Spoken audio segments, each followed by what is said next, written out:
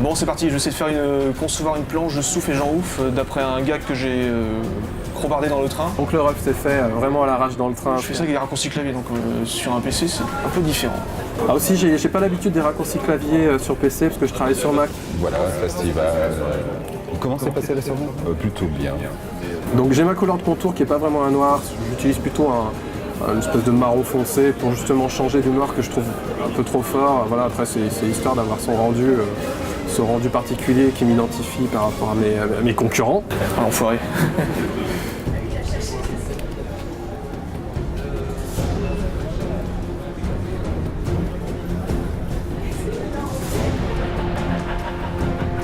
Il y a quelqu'un qui vient après, je crois. Bon, ça me laisse une demi-heure de plus. Ouais, il fallait garder un peu de suspense quand même. Sinon c'est pas drôle.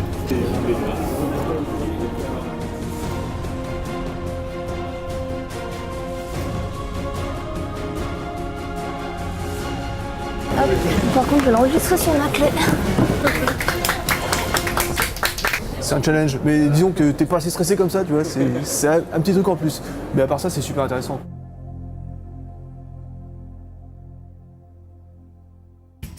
Je suis Turalo, je suis auteur de bande dessinée et j'ai eu l'occasion aujourd'hui de faire une démonstration d'un logiciel qui s'appelle Comic Composer. Comic Composer est un logiciel de montage de bande dessinée pour exportation vers des formats numériques, mis en place par une société qui s'appelle Aquafadas et qui s'est proposé de mettre à disposition gratuitement ce logiciel pour permettre à qui veut de tenter le montage de ses propres pages pour les exporter sur des plateformes différentes. Plateforme Mac-Kiosque, mais aussi la future plateforme de la Caisse d'épargne, Esprit BD. Le logiciel est disponible gratuitement en téléchargement sur Internet sur le site d'Aquafadas.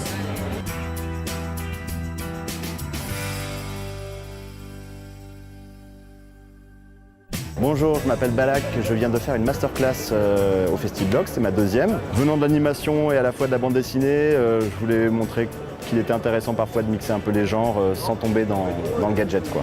Le Turbo Media, ça fonctionne très simplement, c'est juste un diaporama. C'est vraiment une présentation PowerPoint de base. Qu'est-ce que ça apporte de juste quand on appuie sur Next, que l'image change? Est-ce que ça apporte des choses intéressantes pour la narration? En Turbo Media, pour l'instant, on a développé surtout beaucoup de bêtises sur nos blogs, et notamment le blog de Malek qui est assez fourni en anecdotes de lui et sa femme. Moi, je parle beaucoup de femmes à forte poitrine.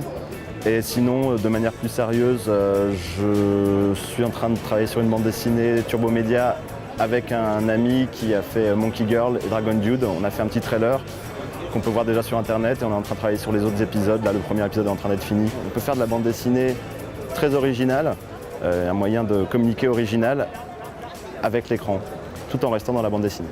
Le Turbo Media, c'est trop bien.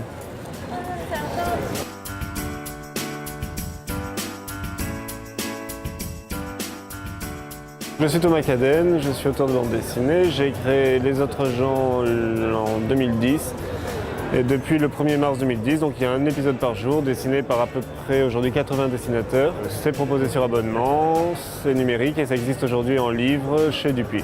Aujourd'hui on a présenté une masterclass avec Bastien Vives, qui est un des dessinateurs des Autres gens, en plus d'être un grand auteur de bande dessinée, qui a dessiné la première scène des prochains épisodes. Le travail des dessinateurs est essentiellement à distance. Déjà une bonne partie des dessinateurs ne sont pas à Paris. Il y en a même qui sont à l'étranger. Il y en a même certains que je n'ai jamais rencontrés.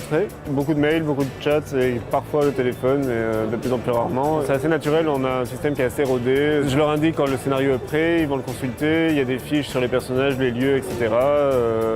La mise en ligne est assez simple et elle se fait directement sur le site par le dessinateur.